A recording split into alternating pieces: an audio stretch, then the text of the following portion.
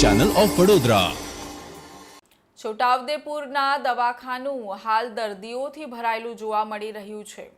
છોટાઉદેપુર જિલ્લામાં ભારેથી અતિભારે વરસાદથી પ્રભાવિત થયેલ જનજીવન બાદ હાલ પ્રજાના માથે આરોગ્યનું જોખમ ઊભું થયું છે। વરસાદના કારણે તો બીજી તરફ જિલ્લામાં માંદગીનો વાવર ફેલાયો છે। છોટાઉદેપુર જનરલ હોસ્પિટલમાં 133 જેટલા દર્દીઓ દાખલ કરાયા છે।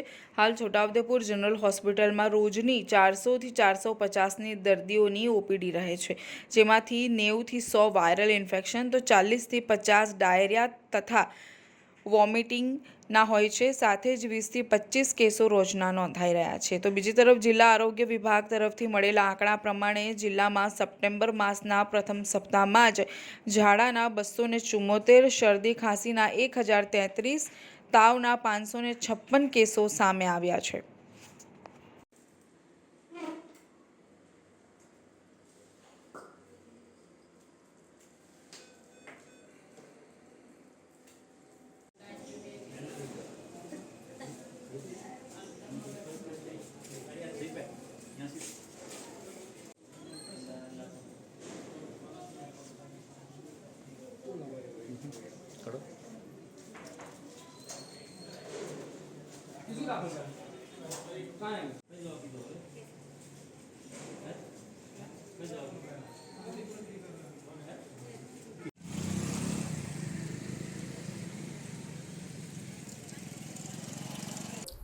જનરલ હોસ્પિટલ છોટાઉદેપુર ખાતે હાલમાં 400થી 450 પેશન્ટની ઓપીડી રહે છે।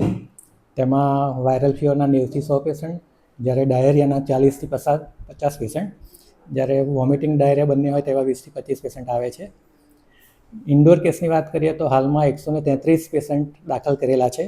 તેમાંથી ડાયરિયાના 50 જેવા કેસ છે, ડાયરિયા વોમિટિંગના 10 કેસ છે, જ્યારે વાયરલ ફીવરના લગભગ 30 કેસ છે।